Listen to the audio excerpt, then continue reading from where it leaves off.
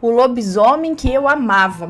Falando em camiseta lobisomem da promoção, tem luminária lobisomem também, ó. Falando em lobisomem, vamos ver, ela amava um lobisomem. Relato impressionante ainda tá aqui, ó. É uma moça, né? Boa noite, Ana. Devo expor aqui que após conhecer seu canal e o do Matheus, me tornei uma verdadeira investigadora de casos paranormais ocorridos na família. Só para ter o que contar para vocês e todos os assombrados também, claro.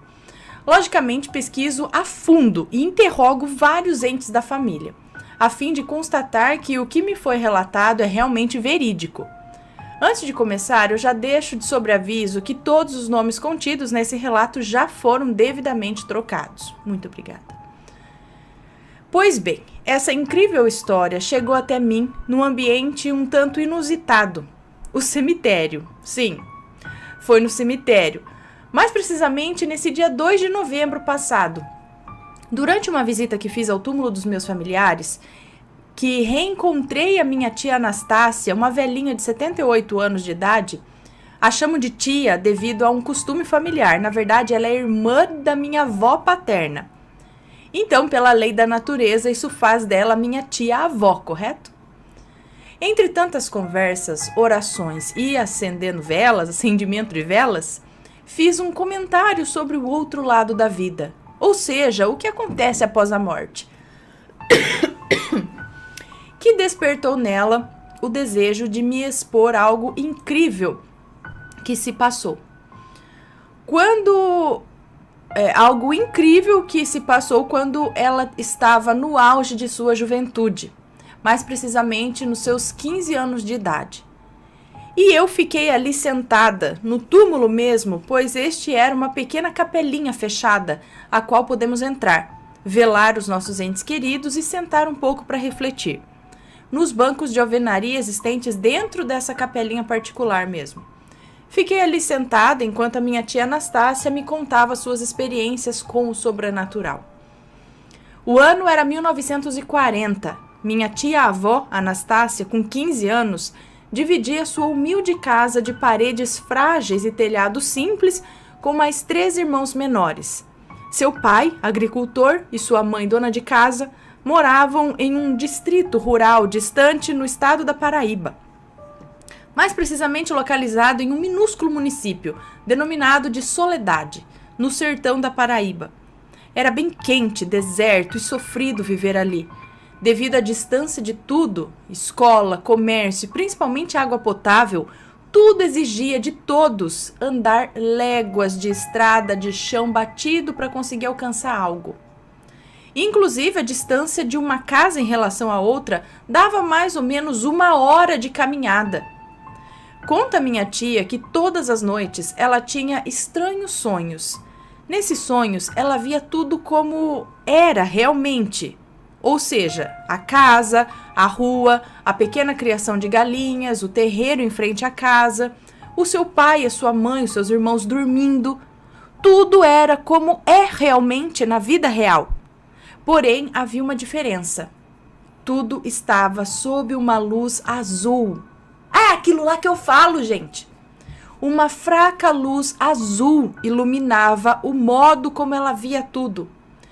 Em sua casa e nos arredores. Ela conta também que caminhava durante horas pelas ruas desertas e que parecia ser noite, mas ela não sabe ao certo afirmar com certeza, pois como tudo era iluminado por uma fraca luz azul, era difícil distinguir noite e dia. E foi em uma dessas caminhadas noturnas que ela o viu. Escondido entre as laranjeiras, olha lá, lobisomem laranjeira de novo. Eu que não vou plantar pé de laranja na minha casa, não.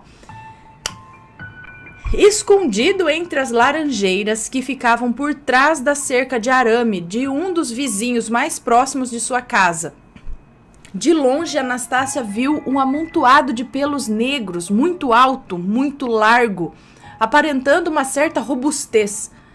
E esses pelos esvoaçavam conforme o vento naquele ser imóvel atrás daquele tronco de árvore. Foi quando uma pata enorme entrelaçou a frente do tronco da laranjeira, que em comparação à largura daquela pata, tornava-se insignificante. e lentamente aquele ser torceu para a direita o pescoço, projetando a enorme cabeça de fera, espreitando por trás daquela árvore. Minha tia conta que seus olhos eram grandes e de um amarelo brilhante, igualmente a pupila dos gatos quando expostas à luz. Conta ela que, mesmo em meio àquela escuridão azul, era possível, sim, ver de longe o brilho daquele olhar, mesmo estando a uma distância considerável. Um tremor de medo e horror e um arrepio percorreu todo o corpo dela, que não pensou duas vezes, deu meia volta e saiu correndo, o mais forte, o mais rápido que seus músculos de menina conseguiam exigir de seu corpo. E pro pavor dela, ao vê-la correndo, esse ser rosnou muito alto, semelhante a um rosnado de um cachorro, pronto para atacar, e pôs-se a correr atrás dela, pulando o cercado e galopando atrás da jovem. Conta minha tia que o bater de suas patas no chão de terra batida fazia um barulho seco, abafado, e cada vez esse barulho estava mais próximo dela. Ela tentava correr o mais rápido que o seu corpo, já cansado, conseguia. Era como se as suas pernas não tivessem a força suficiente para acelerar mais. Foi quando, ao longe, ela avistou sua pequenina casa e pôs-se a correr em direção ao refúgio o mais depressa possível, entrando o mais rápido que conseguiu, fechando a porta em seguida e ainda afastando o sofá da sala para encostar na porta. Nessa hora, despertou, suada, ofegante, tremendo, e após alguns segundos respirando fundo e tentando entender tudo aquilo que acabara de acontecer com ela, ela ouviu, e dessa vez ela estava, sim, muito bem acordada. Ouviu o uivo mais triste e alto que já tinha ouvido em toda a sua vida. Esse uivo estava ali do lado da parede do seu quarto, do lado de fora da janela. Ela não estava louca, era um uivo e próximo de sua casa. Anastácia pôs-se a rezar seguidas vezes e em suas orações ela pedia proteção, discernimento e coragem para enfrentar tudo aquilo que acabara de ver e de viver. E assim rezando, adormeceu novamente. No dia seguinte, não contou nada à sua família, temia ser taxada de louca por seus irmãos, e acusada de invocar o mal por seus pais, que eram católicos fervorosos. E tudo para eles era demônios. O tempo passou e com a chegada de julho, mês de comemoração da padroeira Santana de sua cidade, arrumou-se e, junto com seus irmãos e pais, foi para a missa. Após a missa, ela participara um pouco da quermesse, que sempre era muito animada e cheia de comidas apetitosas para todos ali, com bandas locais tocando as músicas da época, e enquanto provavam um delicioso pão com carne moída, que futuramente com a invenção da salsicha viria a ser, creio eu, o nosso famoso cachorro-quente. Ana, acredite ou não, nessa época essa iguaria não havia sido inventada ainda. Já pensou que tristeza? Não existia cachorro-quente na década de 40? Não. Vou procurar quando que o cachorro-quente foi trazido ao Brasil. Vamos procurar a história do cachorro-quente. Que triste, comer só pão, carne moída. Não, é bom também. Bom, pois bem, foi nesse momento que um compadre do pai da Anastácia se aproximou da mesa onde eles estavam e apresentou seu recém-chegado filho, que estava estudando na capital, João Pessoa, e estava ali passando as férias de julho. Havia chegado fazia uma semana. Bento, era esse o seu nome. Igualmente tímido, feito Anastácia, mal abriu a boca para falar boa noite. Mas bem que a minha tia percebeu por parte dele uma olhada bem demorada, fitando a sua figura, que se encolhia sentada na cadeira com um pedaço de pão com carne moída na mão. Se fosse Ana, tinha que estar tudo bem, a boca ela tá tudo suja de carne moída. Enfim, não, ela era mais fina, segurando o pão com carne moída na mão. Após aquela noite na quermesse, e com a devida insistência dos pais de Bento, que dia sim, dia não iam à nossa casa fazer uma visita surpresa, Anastácia e Bento tornaram-se amigos. Andavam de bicicleta pelos caminhos de chão daquela região, acompanhados dos irmãos da mesma. Logicamente, já que naquela época era mal visto uma moça ser avistada na companhia de um jovem rapaz a sós. Com o decorrer dos dias, ambos não conseguiam mais ficar longe um do outro, mesmo sob a vigilância desleixada de seus irmãos menores. Sim, porque minha tia Anastácia me contou que eles mais se preocupavam com o que iam brincar no momento do que vigiá-la em si. A minha mãe fala isso também, que eles colocavam a minha mãe pra vigiar a tia dela e o namorado. Mas minha mãe falava, tá nem aí. Porque ela falava, eu chegava em casa, falavam, vai lá ver a sua tia. Aí ela chegava lá, a tia falava, sai daqui, vai lá brincar. Ela falou, quer saber, eu tomo um xingo daqui, eu tomo um xingo dali, eu vou brincar onde ninguém me veja. O de cá vai pensar que eu tô com eles vão pensar que eu tô pra cá e eu vou brincar. Eu tô nem aí se eles vão dar um beijo ou não, criança quer mais brincar mesmo. Então era isso. Anastácia e Bento, mesmo sem confessar, sem dizer uma só palavra, estavam flertando, enamorando-se um do outro. Era nítido, era palpável. E pela primeira vez, Anastácia ganhara um presente de alguém que não fosse de sua família. Bento deu a ela sua pulseirinha de braço com a imagem da padroeira da cidade. Foi então que Bento resolveu contar a ela a tragédia que se abateu sobre a sua família e que seu pai o proibia. Não só a ele, mas a todos da casa de tocar no assunto. Mas que, como já confiava em Anastácia, resolveu compartilhar com ela, pedindo sigilo de tudo, logicamente. O que será? Conta Bento que antes dele nascer, seu pai havia tido um filho fora do casamento, e que este era filho de meu pai com uma mulher da vida. Do meu pai? Não, peraí. Conta Bento que antes dele nascer, seu pai havia tido um filho fora do casamento. E que este era filho de seu pai, é isso? Essa história não foi adaptada, né? Era filho de seu pai com uma mulher da vida, uma prostituta. E que por esse motivo, meu pai, peraí, é o pai da moça que nos conta esse relato? Era filho de meu pai com uma mulher da vida. E que por esse motivo, meu pai não o assumira. Meu pai? E que por esse motivo, acho que é o pai dele, não é? E que por algum motivo seu pai não o assumira. Mandava de vez em quando uns trocados para ajudar na criação do menino, mas que assumir mesmo a paternidade, nunca. E esse menino foi crescendo assim, largado em meio a bordéis, bares, bebedeira, discussões e muita obscenidade. Obscenidade. Já que sua mãe tornara-se alcoólatra e na maior parte do tempo estava bêbada e sendo abusada por homens na frente do seu filho. Seu nome... Peraí. Então ele foi crescendo assim, largado em meio a bordéis, bares, bebedeiras, discussões, obscenidade, já que sua mãe tornara-se alcoólatra e na maior parte do tempo estava bêbada. A mãe que era prostituta, né? Estava bêbada e sendo abusada por homens na frente de seu filho. Seu nome, Marcelo, com 18 anos. Marcelo não respeitava sua mãe, batia em mulheres, arrumava brigas em bares, roubava, bebia, estuprava. Era um ser desgarrado no mundo. Não temia nada, enfrentava tudo e todos. Chegou aí na casa de seu pai biológico tomar satisfações e exigir seus direitos.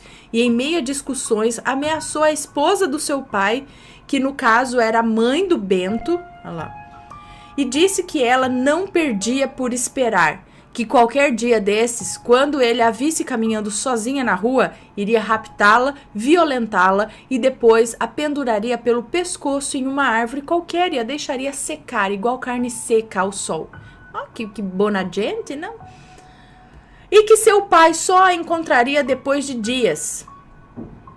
E que seu marido, acho que é isso, só a encontraria depois de dias, pois até seu corpo ele ia esconder. Tudo isso porque Marcelo culpava a mãe de Bento por não ter tido um pai presente, por sua mãe ter se tornado uma bêbada de rua. Acontece que após uma tentativa de assalto a uma mercearia local, Marcelo fora assassinado a facadas. O dono do estabelecimento e seus 2 filhos o pegaram, prenderam-no e o mataram, amarrando-o em uma árvore e desferindo no mesmo 20 golpes de faca.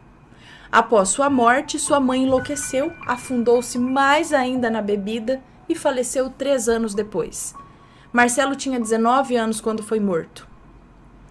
Bento contou a Anastácia que não o conheceu, pois quando Marcelo morreu ele tinha 4 anos de idade, mas que depois de toda a tragédia e quando ele já tinha idade suficiente para entender, sua mãe narrou toda a história para ele. Conta ela que apesar de toda a maldade no coração, Marcelo era um jovem muito bonito, que devido ao seu porte físico ele aparentava mais ter uns 26 anos do que 19, e que ele tinha uma rara condição ocular. Ele possuía um olho castanho e outro azul. Ele era branco, cabelos cheios, lisos e negros, e sua pele branca era queimada do sol. Um belo rapaz maltratado pela vida que havia escolhido para si, mas que mesmo assim a sua beleza não havia sido apagada. Anastácia foi para casa com essa história em mente. Não conseguia parar de pensar em como teria sido a vida e a morte de Marcelo e de como tudo aquilo era triste. Ela não entendia como a história de alguém que ela não conhecia poderia ter mexido tanto com ela. Jantou, ajudou a mãe a arrumar toda a cozinha. Naquele tempo, após o jantar, não se demorava muito para ir dormir, já que todos da casa acordavam muito cedo. E foi exatamente quando toda a casa dormia e ela já havia se recolhido para deitar, que ouviu novamente o terrível uivo. Dessa vez o som aparentava estar longe. Sua curiosidade era bem maior que o seu medo. Então levantou-se lentamente, abriu uma pequena fresta na janela de madeira do seu quarto, ouvindo por uma segunda vez aquele uivo tenebroso. Abriu um pouco mais a janela e pendurou o corpo sob o parapeito da mesma, projetando-se para frente a fim de espiar se aquele bicho estava próximo.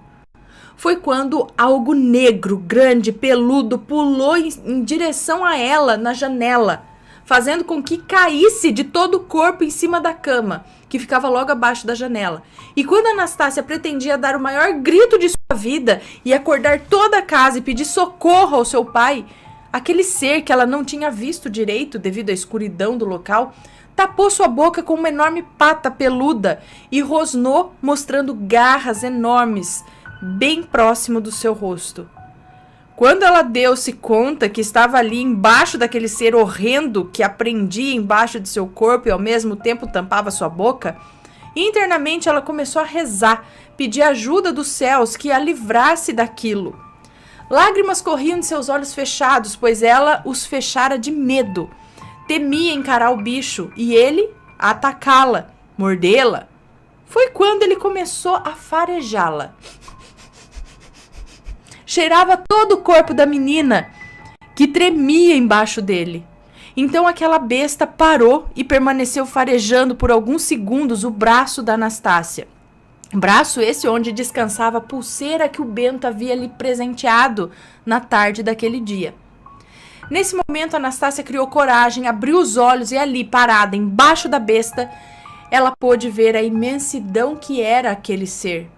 Conta ela que ele era peludo dos pés à cabeça, um pelo longo, liso e grosso. Possuía um cheiro forte, muito forte, que ela não conseguiu na hora discernir que odor era aquele. Suas orelhas eram longas, caídas.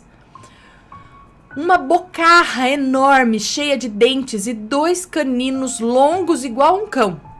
Mas o que a fez palpitar de medo e surpresa eram os olhos. Quando ela finalmente resolveu olhar no olho do monstro, já temendo ser o seu fim, ela percebeu que além de brilhantes, o ser possuía um olho castanho e outro azul. Então, sem pensar muito, ela soltou um sussurro quase inaudível entre as garras que o seguravam. Marcelo, ela falou. A besta, quando ouviu ela dizer esse nome, saiu de cima dela, foi para um canto do quarto e ficou ali parado, a encarando, grunhindo de raiva, ganindo de raiva, igualmente a um cachorro sentado aguardando uma ordem do seu dono. Ele era enorme, sentado, aparentava ter 1,5 metros de estatura. Foi quando Anastácia, sem pensar muito no que fazia ou dizia, repetiu novamente: Marcelo, é você? O ser uivou novamente, dessa vez dentro do quarto, dentro da casa, acordando todo mundo. Foi quando seu pai levantou-se no susto e, gritando pelo nome da garota, entrou com tudo no quarto, já com uma espingarda de cartucho na mão, fazendo com que a besta pulasse a janela fora e saísse em disparada, sumindo na escuridão. Anastácia caiu no choro e foi levada por seus pais para dormir junto deles naquela noite. Sua mente era um turbilhão de pensamentos. Como aquilo podia ser o irmão bastardo do Bento? Ele havia morrido, mas ela o viu também em sonho. Seria possível aquele ser ter seguido e agora estar ali? Tê-la seguido e agora estar ali? Fora do sonho? Ela o viu, o sentiu. Era real ou não? Estaria ela louca? E assim, muito cansada, ela adormeceu. No dia seguinte, na hora do café da manhã, ela ouvia seu pai contar e orientar seus irmãos para fecharem bem as portas e janelas à noite, que um lobo-guará estava solta na região e podia entrar novamente dentro de casa à procura de comida. No fim da tarde, quando Bento apareceu em sua casa juntamente de seu pai, Anastácia o chamou em um canto da sala e baixinho, e resumindo, contou por cima que havia sonhado com Marcelo, seu irmão, que havia sonhado... Peraí. No fim da tarde, quando Bento apareceu em sua casa juntamente de seu pai, Anastácia o chamou em um canto da sala e baixinho e resumindo, contou por cima que havia sonhado, entre aspas, com Marcelo, seu irmão, e queria a opinião dele sobre tudo. Bento, não sabendo o que dizer, indagou: Você deveria contar tudo isso à minha mãe. Ela vê coisas que ninguém mais vê e vai saber te dizer o que significa esse sonho e talvez até saiba como te ajudar a não ter mais esses pesadelos, né? Ela sempre reza pelo Marcelo. Diz ela que ele ainda precisa de muita ajuda, apesar dele ter morrido há tanto tempo atrás. No dia seguinte, junto de seus irmãos, com a desculpa de andar de bicicleta, Anastácia foi à casa de Bento, pediu para ele chamar a mãe e, quando ela se aproximou, pediu baixinho para conversar com ela a sós. Queria contar a verdade. Que ela, Anastácia, havia visto sim o Marcelo, mas que não era sonho, que estava muito bem acordada. E assim o fez. Dona Ana, mãe do Bento, chamou a garota para o seu quarto e lá Anastácia contou tudo, desde os seus antigos sonhos de andanças mundo afora, da visão que ela tinha das coisas, tudo sob o efeito de uma luz azul, até o avistamento pela primeira vez daquele ser que a seguiu em sonho e agora a perseguia acordada no mundo real. Dona Ana, mãe do Bento, era uma senhora muito doce, educada e gentil. Sorrindo, ela pegou na mão da Anastácia e calmamente falou: Filha, esses sonhos de luz azulada são viagens astrais que o seu espírito inconscientemente faz quando a matéria descansa. No caso, essa matéria é o seu corpo. Pouquíssimas pessoas conseguem fazer essas viagens lucidamente, ou seja, tendo o controle da situação. Tudo ali é real, porém é preciso saber que aquele mundo ali é espiritual, não é físico. Embora seja semelhante ao nosso mundo físico, não é mesmo? Lá podemos encontrar parentes queridos que se foram, pessoas que vagam pedindo ajuda, almas desgarradas, mas também podemos encontrar os bestiais. Anastácia regalou os olhos de curiosidade ao ouvir Dona Ana mencionar bestiais E essa continua explicando. Bestiais são pessoas que morreram cheias de ódio, de rancor, de um desejo de vingança ou de fazer o mal a alguém. E por estarem em uma condição espiritual e não física, e não poderem fisicamente agredir alguém da forma como gostariam de machucar, acumulam uma energia tão negativa, tão baixa, que deixam a aparência física humana e se transformam em animais, em feras, em monstros. Bestiais é como chamamos. Vai depender do que aquele ser está alimentando por dentro. No seu caso, você viu sim o Marcelo. Ele tem essa aparência monstruosa porque ele não aceitou a nossa ajuda ainda. Eu já o vi em uma viagem astral, mas ele me atacou, não deixou eu ajudá-lo. Ele não aceita ter feito a passagem assim tão cedo e de repente, como foi a morte dele. Por isso, ele nutre um ódio muito grande por tudo e por todos. Agora, como ele conseguiu te seguir no mundo do mundo espiritual até o nosso mundo físico, isso para mim é novidade. Eu não sabia que isso era possível. Você deve ter muita energia para consegui-lo trazer para o nosso mundo. Após horas de conversas e aconselhamentos de como agir, Anastácia foi embora. Estava decidida a tentar ajudar o Marcelo. Semanas se passaram e ela não ouvia nem mais um som dos uivos, nem tampouco conseguia fazer suas viagens astrais, embora agora quisesse muito. Até que em um determinado fim de semana, após sua rotina de sempre de arrumar a cozinha, se banhar e deitar, após pegar no sono e toda a casa estar dormindo, Anastácia acordou com um uivo baixo, próximo à janela. Levantou-se e na ponta do pé chegou próximo à janela e sussurrou. Marcelo, é você? Eu posso te ajudar. Foi quando ela ouviu um segundo uivo e algo corria velozmente no terreiro de frente à casa. Anastácia abriu a janela lentamente e viu o ser que corria feito um cão, rodeando todo o terreiro, levantando poeira. Ela aproximou-se da janela e cuidadosamente, com gestos lentos, subiu na escada e pulou para fora da casa. O ser, a vendo fora, correu em sua direção. Parecia que ele ia atacá-la. Então Anastácia ajoelhou-se de cabeça baixa, levantou ambas as palmas de suas mãos para cima, mostrando estar indefesa, e começou a dizer: Marcelo, Deus te ama e te perdoa. Você está livre a partir hoje de todos os seus pecados. Vá em paz. E quanto mais Anastácia repetia esse refrão, mais ele rosnava e mostrava os dentes para ela, porém ele não avançava, ele não atacava. E ela continuava repetindo esse mantra, ensinado anteriormente a ela por Dona Ana, a mãe do Bento.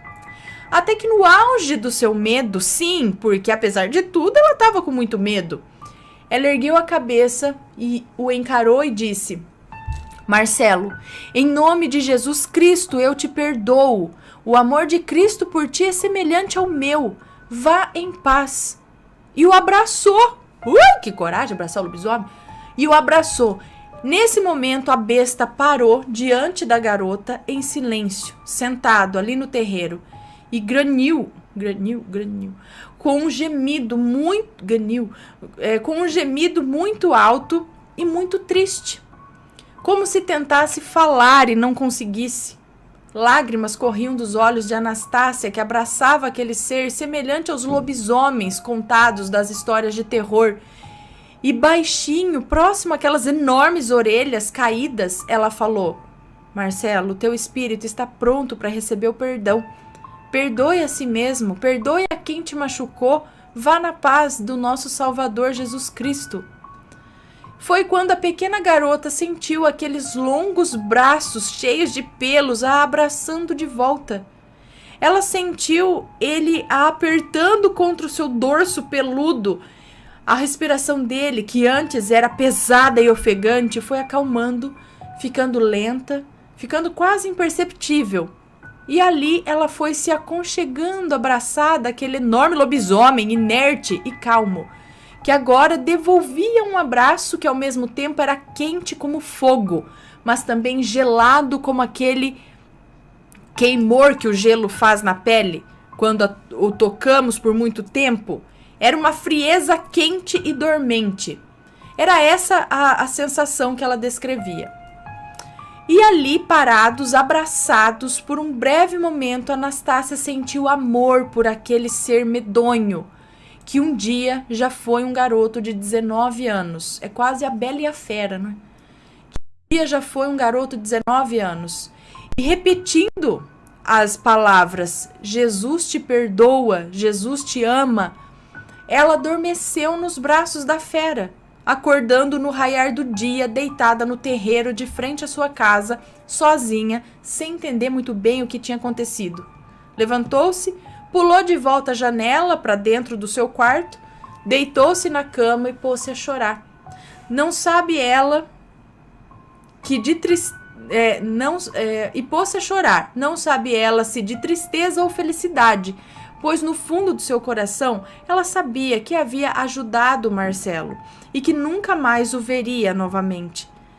Com o passar daquele dia, no fim da tarde, ela foi à casa da dona Ana e contou tudo o que ocorreu. Essa, com lágrimas nos olhos, agradeceu a Anastácia por ter ajudado um espírito que vagava perdido há muito tempo pelo mundo astral. Com o fim do mês de julho, Bento voltou para a capital para retomar seus estudos. Minha tia Anastácia passou a frequentar as reuniões espíritas que a mãe do Bento fazia em sua casa, tornando-se futuramente uma das principais médiuns do local. E assim a vida seguiu seu curso. Anastácia agora aprender a fazer as suas viagens astrais mais conscientes e com o intuito de resgatar almas perdidas e ajudá-las. Nunca mais ela ouviu o uivo, tampouco viu Marcelo. Torcia para que finalmente ele tivesse encontrado a paz e pedia a Deus para um dia poder reencontrá-lo em um plano melhor, em uma situação melhor.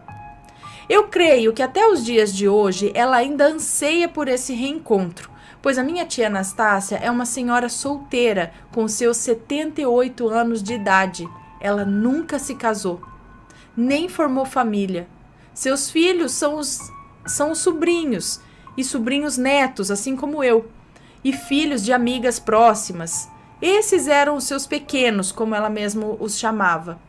Sobre ela e Bento, nunca rolou nada além daquela paquera bobinha de férias escolares.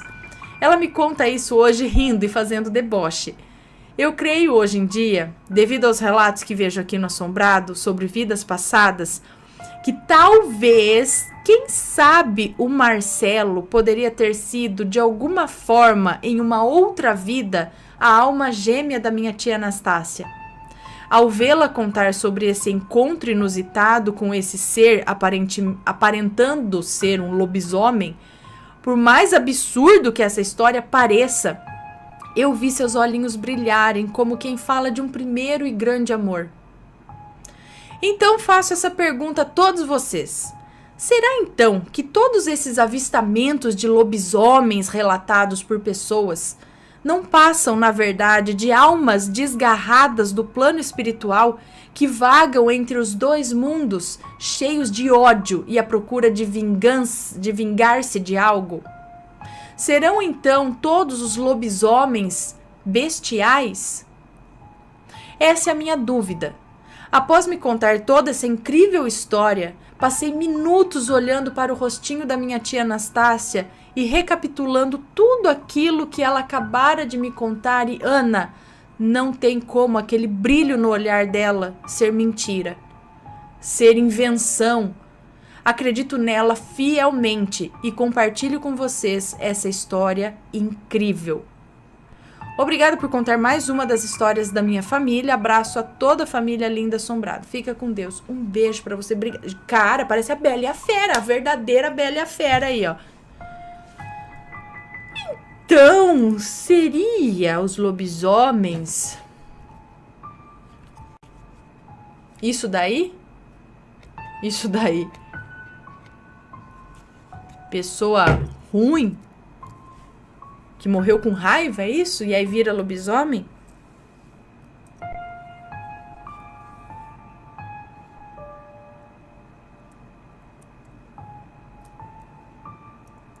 a laranjeira? Eu já vou ficar com o pezinho atrás quando vê um pé de laranja aí, quando vê umas laranjeiras assim, eu falei, aí tem lobisomem. Alguém tem alguma história parecida? Manda pra gente alguma coisa assim, ou quem aí é da doutrina espírita pode explicar tudo certinho aí pra gente a respeito disso, de bestiais e tal. Legal. Lobisomem. Então não quer dizer que seja um lobisomem, mas ele parecia muito com a descrição do que a gente tem de lobisomem, né?